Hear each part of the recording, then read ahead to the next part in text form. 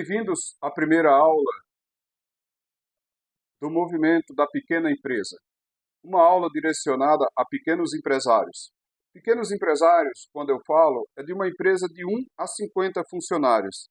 Essa, no Brasil, é considerada uma pequena empresa. Sejam todos bem-vindos ao nosso canal, o MPE, Movimento da Pequena Empresa. Esse é um movimento sem fins lucrativos que tem como objetivo somente reunir os pequenos empresários, fazer com que todos nós compreendamos a importância da pequena empresa no contexto social, político e econômico do Brasil, para que sejamos ouvidos, para que sejamos reconhecidos como algo, como uma instituição importante como é no Brasil. Nós estamos aqui hoje para esclarecer várias questões da pequena empresa. O porquê que a pequena empresa, que emprega 70% da mão de obra brasileira, precisa pagar imposto. Será que a pequena empresa precisa pagar imposto? São questões fundamentais para que ela se localize, para que a pequena empresa se localize num certo lugar, social e saiba como agir através das entidades, das instituições de classes. Meu nome é Genilson Robson de Oliveira, eu sou empresário desde os 23 anos, ou seja, mais de 25 anos, fazem 27 anos exatamente que eu sou empresário. Antes de ser empresário, eu trabalhei em várias empresas, dentre elas eu fui pizzaiolo. Hoje, eu sou formado em administração, sou pós-graduado em gestão de alimentos, em gestão de franquias. Eu sou cientista político e sou sociólogo, além de várias outras formações no campo das humanidades. E meu objeto de interesse sempre foi a pequena empresa, entender esse fenômeno brasileiro que tanto emprega, que tanto gera riqueza, mas que não tem a devida importância nem representatividade que deveria ter. O meu pai também já era comerciante, então já vem de uma família que tem um lado empresarial, e também sou cofundador do movimento Pequena Empresa, que hoje tem mais de 3.000 participantes e que a gente precisa dar continuidade. Então, eu peço a vocês que se inscrevam em nosso canal, que veja o que está lá, pesquise sobre a pequena empresa, faça parte desse movimento, divulgue essa ideia, principalmente aos pequenos empresários e aqueles que têm interesse em montar uma empresa, porque eu sei que no Brasil existe um sonho do empreendedorismo. Esse é um sonho latente do brasileiro, assim como foi em mim, e que é muito importante se situar e que, como qualquer outra profissão, na medicina, no direito, na engenharia, o empresário também precisa continuar seus estudos, estudar o tempo todo, que é para desenvolver as suas empresas e melhorar o ambiente, não somente em produtos, desenvolver melhores produtos com preços competitivos, mas desenvolver a pequena empresa como um todo.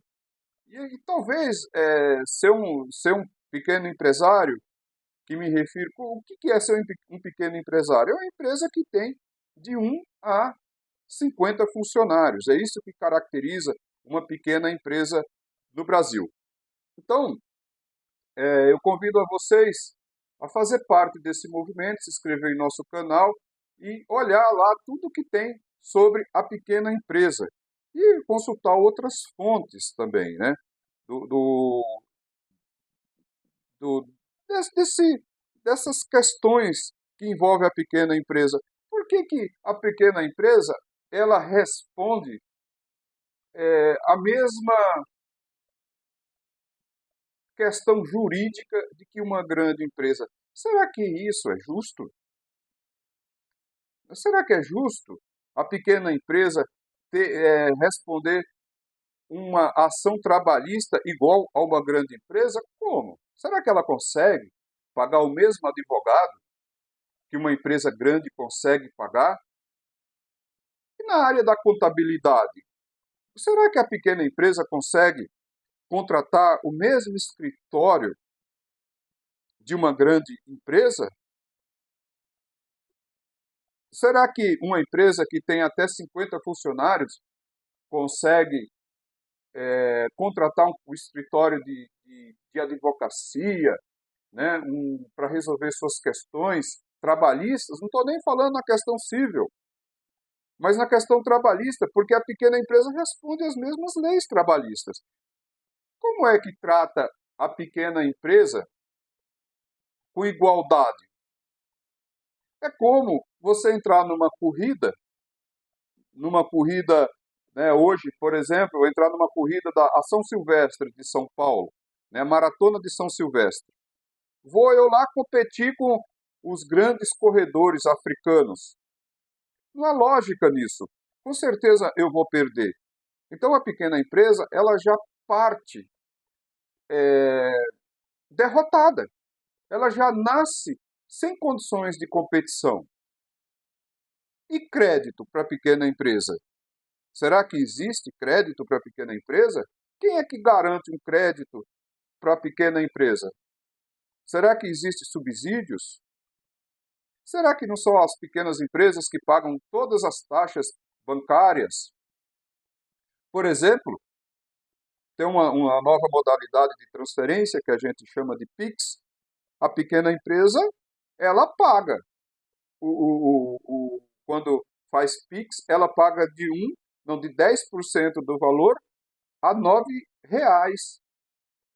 por Pix. Será que a grande empresa paga esse valor? Será que as grandes empresas pagam as taxas de cartões, de crédito, que a pequena empresa paga para as empresas para as bandeiras, Mastercard, Visa, todas essas conhecidas que a gente sabe que tem no mercado? Será que as grandes empresas pagam essas taxas? Isso são questões que devemos entender. Devemos entender. E os impostos? Será que as grandes empresas pagam os impostos que as pequenas empresas pagam? Será que é justo?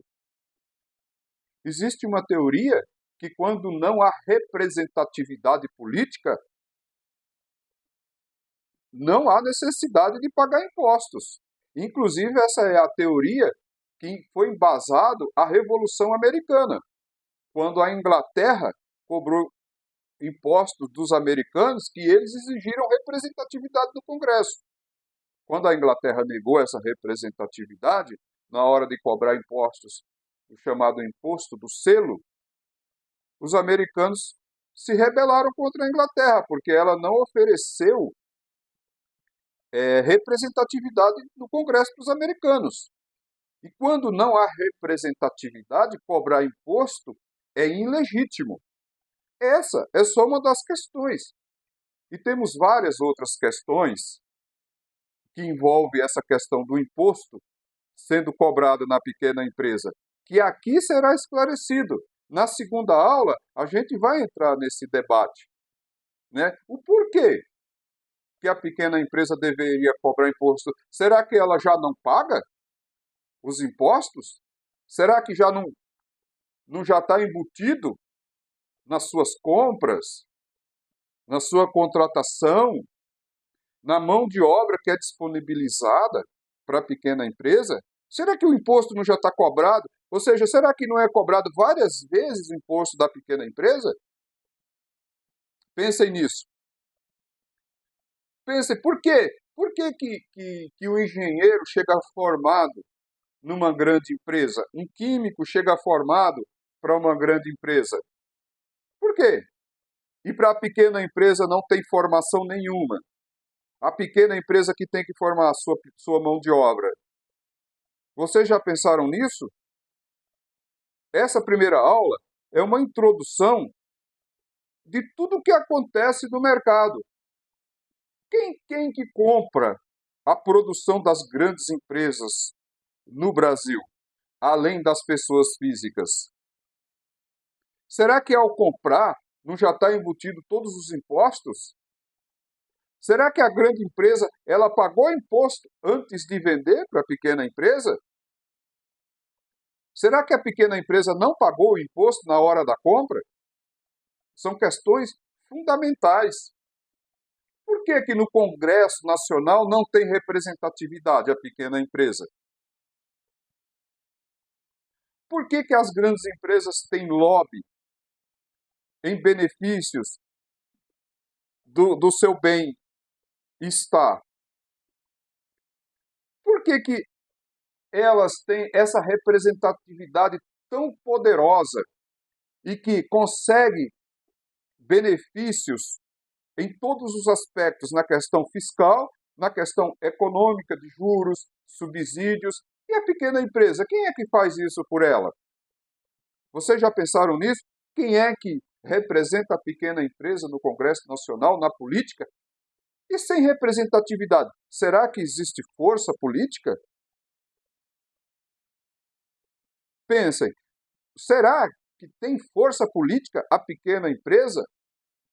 Se ela emprega 70% da mão de obra brasileira, será que por que ela não elege, não é eleito vários políticos para defender a pequena empresa no Congresso? Se a maioria dos votos, se ela emprega 70%, a maioria dos votos é da pequena empresa, por exemplo, 70%. E por que que a pequena empresa é tão desprezada? Inclusive, ela vive à margem da sociedade. A pequena empresa, ela não faz parte do contexto social, econômico e político e jurídico do Brasil. Ela não faz parte. Não faz parte, nenhuma. Ela é como, ela vive à margem da sociedade. O pequeno empresário, ele é um pequeno burguês. Ele não é classe média. Ele não é proletariado. Ele não faz parte das classes sociais, porque ele é um pequeno burguês. Ele não tem assistência como, por exemplo, de classes, sindicatos que defendem, como defende os trabalhadores brasileiros, e ele não tem nenhuma, nenhum defensor na política, no Congresso Nacional, como tem a classe média. E aí, como fazer? Como viver em um país sem nenhum tipo de representatividade? Não faz parte. Não existe a classe da pequena empresa no Brasil. Isso faz com que não tenha união. Se não tem união, não tem força. Força em todos os aspectos. Pensem nisso. Veja, no nosso próxima aula, a gente vai responder todas essas questões. A gente vai debater todas essas questões. O porquê que a pequena empresa sempre viveu à margem da sociedade no Brasil. E isso foram em todos os governos. É desde o Dom João, desde que o Brasil foi fundado. Vejam que o Banco do Brasil foi fundado para salvar os grandes latifundiários. Em nenhum momento foi fundado um banco para a pequena empresa no Brasil. Em nenhum momento a pequena empresa fez parte da Constituição na hora de formar a Constituição. Vocês sabiam que em 1988, quando foi feito a atual Constituição brasileira, a chamada Constituição Cidadã, a pequena empresa não teve representatividade? Só existe um artigo sobre a pequena empresa, que é a criação do Simples Nacional, e levou mais de 15 anos para ser regulamentado. Pois é, a pequena empresa é a única entidade que ficou fora da Constituição. todas as outras entidades tiveram representatividade no momento de elaborar e construir a Constituição de 88. Mas a pequena empresa não. Ela não fez parte. E como que ela vive? Como que é? Como que ela funciona sem fazer parte? E sempre foi assim. Né? Na Constituição de Getúlio Vargas, nas leis trabalhistas, a lei trabalhista foi feita genericamente para todo tipo de empresa. E como que a pequena empresa vai responder leis trabalhistas da mesma forma que uma grande empresa? Comigo mesmo já aconteceu de estar num fórum trabalhista e um advogado de uma grande indústria brasileira, uma das maiores do mundo, ser chamado para entrar antes de mim com o seu cliente e responder a mesma lei trabalhista que eu, que estava lá, que tinha 15 funcionários, e responder a mesma lei, com a mesma juíza. E aí, como fazer numa situação dessa? Será que a gente tem condição de arcar com isso? Será que a pequena empresa consegue honrar seu compromisso? Seu compromisso com os clientes, seu compromisso com os fornecedores, com os bancos, com o governo e principalmente com seus funcionários? Será que ela consegue honrar seus compromissos 100%? Pagar 100% dos impostos? Registrar todos seus funcionários? Entregar aquilo que foi prometido para o seu cliente? Será que ela consegue? E se não consegue, como é que ela vive? Como é que vive o pequeno empresário dentro de um contexto desse? Será que ele não adquire doenças com essa preocupação por viver tão afetado por tudo isso que acontece? Vocês já se perguntaram, cadê os empresários da comunidade que a gente vive? Será que eles passaram dos 70 anos? Existem estudos que mostram que o pequeno empresário vive 10 anos a menos que a média nacional. Por que será? Será que é preocupação por não honrar seu compromisso da forma que deveria? Até porque ninguém monta uma empresa sonhando em não honrar seus compromissos. Pensem nisso. A pequena empresa precisa se reorganizar, se estruturar, porque ela vive à beira do colapso. Colapso em todos os aspectos. Ela vive na aposta. Ninguém pode viver em aposta, tem que viver, no mínimo, na sorte. 50% de sorte e 50% de empenho. Na aposta é muito arriscado, é na escuridão. Tem que haver uma luz para a pequena empresa. Então, espero que vocês... são muitos questionamentos, espero ver vocês na próxima aula, para que a gente debata esses temas e saber o porquê de tudo isso. Precisamos resolver essas questões e partir para um novo momento. Precisamos de representatividade política. Precisamos reagir a tudo isso. Precisamos fazer parte da sociedade, da economia, da política, para viver com dignidade, sem medo, sem preocupação, com as preocupações naturais da vida, não além das preocupações devidas, que são naturais. Preocupação com crises é normal, mas preocupação com crise criada por não conseguir arcar, se inscreva em nosso canal, faça parte desse movimento. A pequena empresa, ela é um grande objeto de estudo. Nós precisamos estudar esse bem econômico e social que é do nosso país. Que, aliás, no Brasil se diferencia, porque aqui a pequena empresa ela é um bem econômico e um bem social. No mundo inteiro, a pequena empresa é apenas um bem econômico, e isso tem o porquê. Então sejam todos bem-vindos e a gente vai responder essa questão do bem econômico e social na próxima aula. se inscreva, deixe seus comentários em nosso canal. É muito importante saber sua opinião sobre tudo isso.